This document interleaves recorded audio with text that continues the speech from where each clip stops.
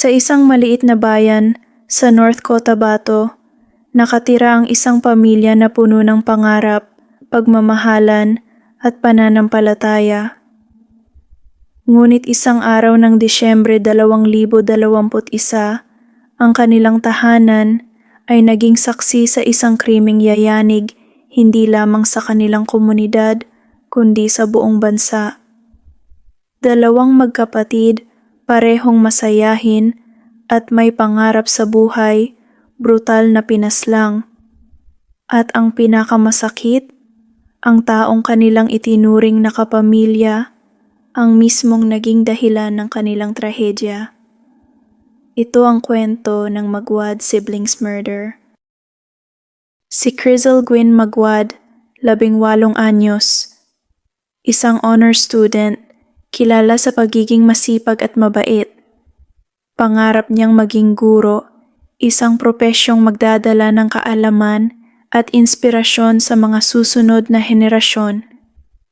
Ang kanyang nakababatang kapatid, si Crisvel Luis Boyboy Magwad, 16 anyos, masayahin, palakaibigan, at isang mahusay na basketball player.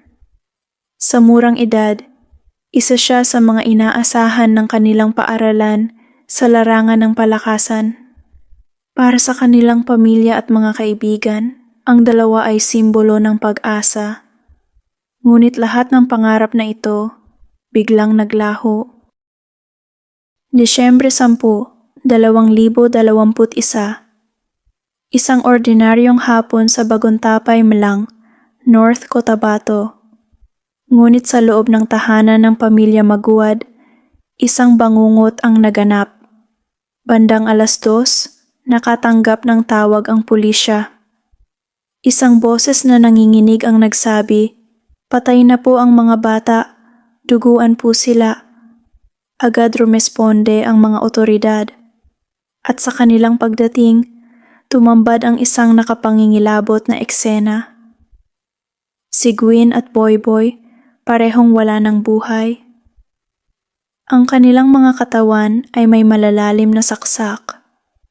Nakakalat ang dugo sa sahig at malinaw na nagkaroon ng desperadong pakikipaglaban bago sila tuluyang bumigay. Sa gitna ng karumaldumal na tagpo, may isang nakaligtas. Ang kanilang adopted sister, si Janice Cebial Emuelin, 16 na taong gulang. Sa una, sinabi ni Janice na may mga armadong lalaki raw na pumasok sa kanilang bahay. Sila raw ang pumatay kina Gwyn at Boyboy. Ngunit habang lumalalim ang investigasyon, maraming tanong ang sumulpot. Una, wala namang palatandaan ng forced entry. Walang basag na bintana, walang sirang pinto. Pangalawa, kung totoo nga ang kanyang kwento, bakit siya ang nag-iisang ligtas? At pangatlo, lumabas sa social media na may mga misteryosong post si Janice bago at matapos ang krimen. Mga salitang naglalaman ng galit, selos at inggit. Dahil dito, unti-unting nahubaran ng maskara ang katotohanan at ang mga awtoridad dahan-dahan nang itinuro si Janice bilang pangunahing suspek. Bakit niya ito ginawa? Sa testimonya ng ilang malalapit sa pamilya, matagal nang may tensyon si Janice laban sa mga tunay na anak ng Magwad family. Ramdam daw niya ang pagkakaiba. Sa kanyang paningin, mas pinapaboran si Gwyn at si Boyboy habang siya'y naiwan sa gilid. Sa murang isipan, nag-ugat ang matinding inggit at galit. Ang selos, unti-unting naging puot. At sa araw na iyon, sumabog ang lahat.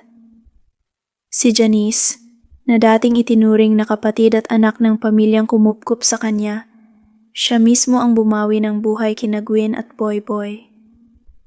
Isang krimeng hindi lamang karumaldumal, kundi isang matinding pagtataksil.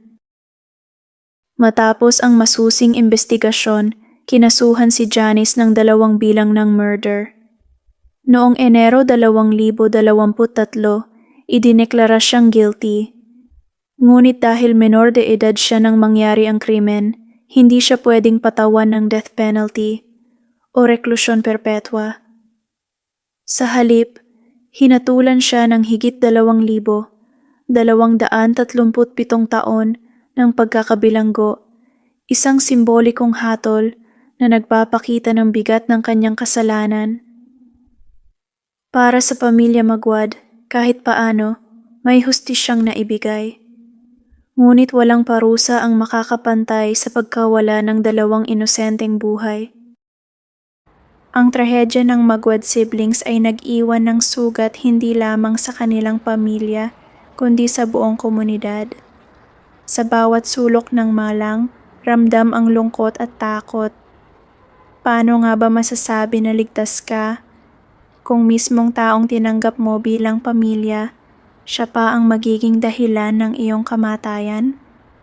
Ang kasong ito ay nagsilbing babala na ang inggit, selos at galit, kung hindi makokontrol, maaaring mauwi sa trahedya.